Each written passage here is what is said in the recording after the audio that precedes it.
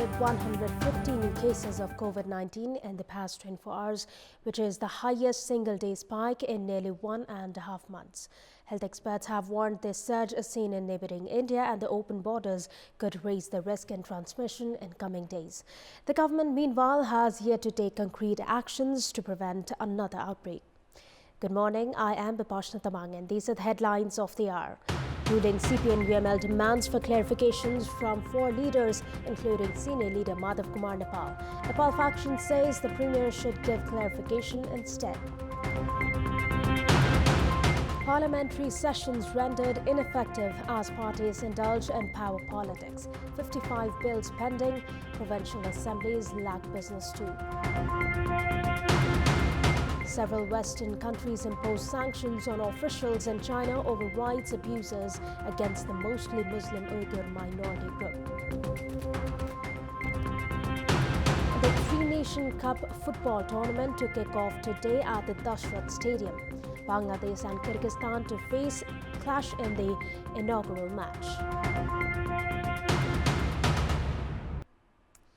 The CPN-UML has officially sent a letter seeking clarification from 4 of its leaders, including senior leader Madhav Kumar Nepal, alleging them of carrying out activities against the party.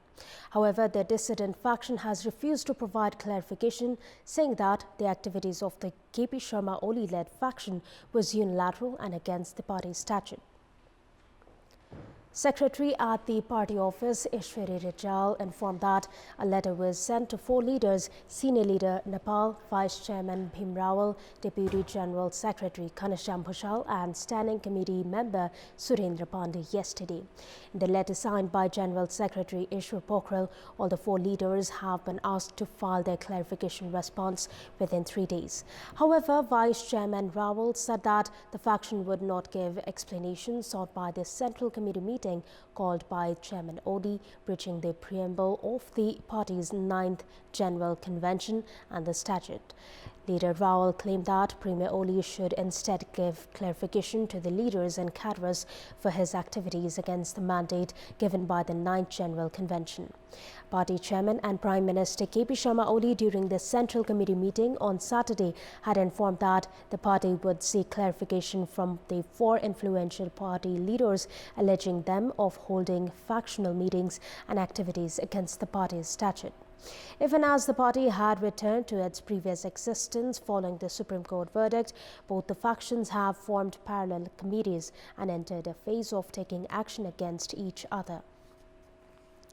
The House of Representatives has failed to carry out its regular tasks despite almost a month since its reinstatement by the Supreme Court. The lower house has not discussed on bills as expected, as parliamentarians have rather been busy in power politics. We have more in this report. There are 36 bills, including those for federal service, citizenship, information and technology, and civil service, awaiting decision at the House of Representatives.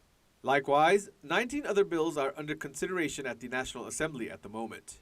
However, the disputes seen among political parties regarding power equation has affected the parliamentary sessions. Opposition parties that have themselves played a feeble role in running the sessions say the government has rendered the parliament ineffective, as Prime Minister KP Sharma Oli has been focusing more on proving that the previous House dissolution was valid. Although the government resumed the winter session of the House of Representatives on 7th of March as per the Supreme Court order, it has yet to assign tasks to the session. Critics have questioned the government's intention, as Prime Minister Oli himself has been insisting on seeking for a fresh mandate rather than working with the reinstated lower house. The budget session of the Parliament that takes place during monsoon season approves of a yearly budgets, while the winter session discusses on and approves bills. However, despite the ongoing winter session, the scenario of provincial assemblies is not different than the centre. We have more in this report. The winter session, or the bill session, is currently underway in all provincial assemblies. However, majority of the sessions have been jobless, as provincial governments have not assigned them relevant tasks. Speaker of Province 1 Assembly Bidhya Devi Bhandari has called for the provincial session 6 times. However, the provincial government has so far only assigned the session 1 bill.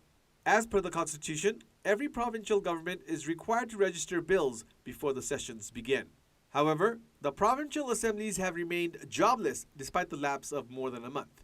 The provincial government only recently registered a bill related to promoting grants for agro-businesses. The Provincial Assembly of Province 1 has been suspended a number of times due to the lack of business. Meanwhile, the government of Province 1 has attributed the no-confidence motion against Chief Minister Sherdan Rai as the reason for the scenario, saying that the motion was filed against the constitutional provisions. Chief Minister Rai had fallen in minority after the Pushpakamal Dahal faction of the then Nepal Communist Party filed a no-confidence motion against the Chief Minister. Analysts say provincial assemblies have remained jobless due to the government's focus on protecting its term rather than its regular job. However, with the Supreme Court's decision to revive CPN-UML and CPN-Maoist Center, Chief Minister Rai has gained his strength, which sadly has yet to help revive the inactive Provincial Assembly. Welcome back. President Bidhya Devi Bhandari held high-level meetings yesterday during her two-day state visit to Bangladesh. Upon her arrival in Dhaka yesterday, President Bhandari was welcomed by her Bangladeshi counterpart Mohammad Abdul Hamid at the airport. Later in the afternoon, Bangladeshi Prime Minister Sheikh Hasina paid a courtesy call on President Bhandari. During the meeting, both the leaders stressed on strengthening bilateral relations between the two countries.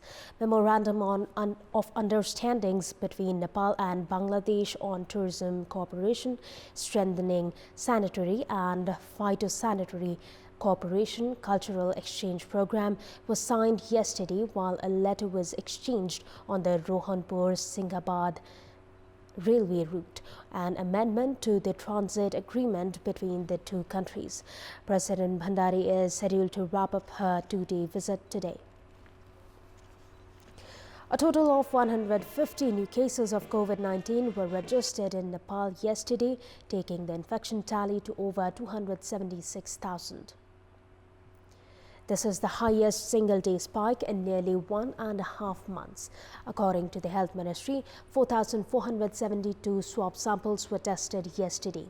Earlier, the country had registered 160 new cases on 9th of February. Since then, the number of daily new cases had been declined. The Health Ministry has informed that the rising number of cases in neighboring India could be one of the reasons for the surge in COVID-19 cases in the country.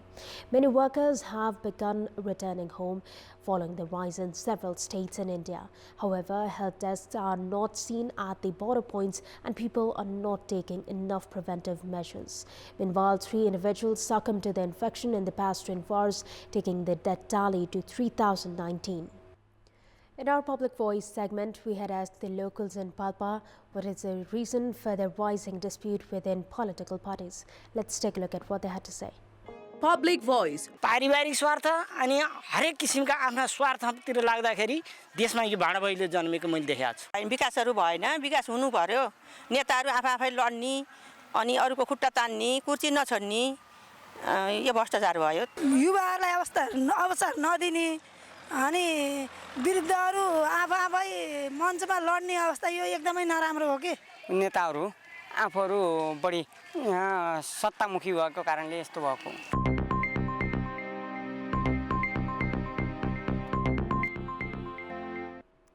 It's time now for our segment Public Polls, where you text us with your opinion. Public Polls. And here's the question: what should be done to be protected from another wave of COVID-19 infection? Your options are option A, tighter immigration, option B, citizens take precaution, and option C, intensify vaccination campaign. The voting is on. Type any WS, select your option A, B or C and send it to 34001 to share your opinion with us. And it's time now for the sports update.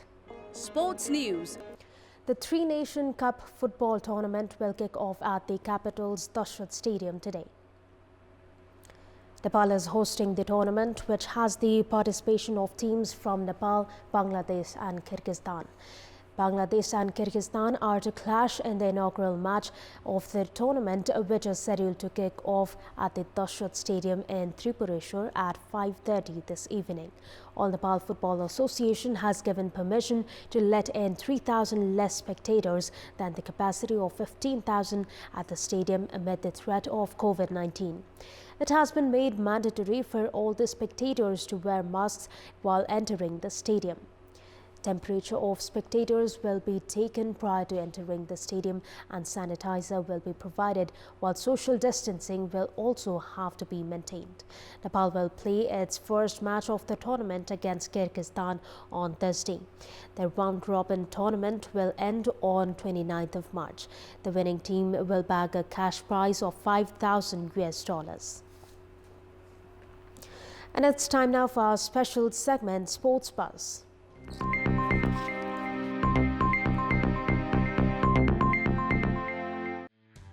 The football fraternity had the first taste of franchise football activity as players were selected from auction held last Friday for the first ever Nepal Super League, a franchise football tournament. 8 players were sold for a maximum 200,000 rupees. However, some popular footballers failed to get a contract. The bidding started with the best wishes greetings from the former Portuguese star Luís Figo. Team owners, managers, coaches, marquee players representing all the 7 participating teams looked in a lot of pressure to bag the desired players. The football governing body in the country, ANFA, had given the names of 158 players, but only 149 players were listed for the bidding. Some 51 players remained unsold, while each team needed to recruit 14 players. There was a provision for each team to spend a minimum of 1 million and exceeding up to 1.55 million rupees. The tournament, to be hosted by Nepal Sports Management under the technical assistance of ANFA, kicks off in a month's time on 24th April. The football governing body ANFA is going to host a 3 Nations Cup friendly football tournament with the winner bagging $5,000. The tournament, to begin from 23rd of March this week, has also welcomed spectators.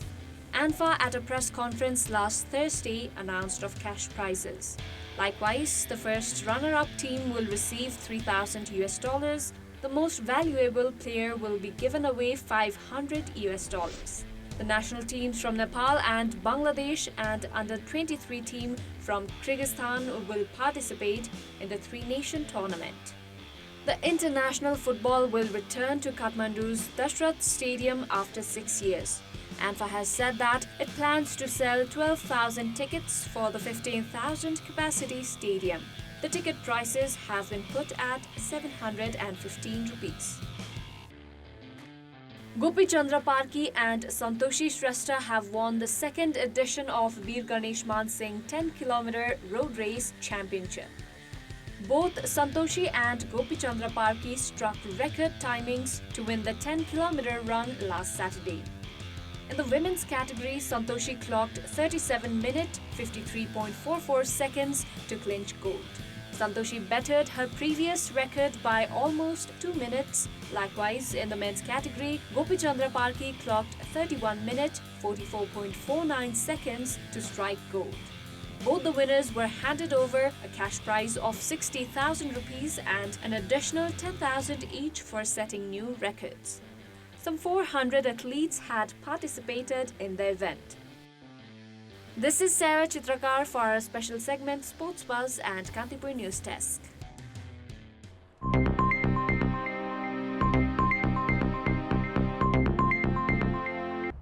And that's all for the moment. Thank you for watching. Have a good day.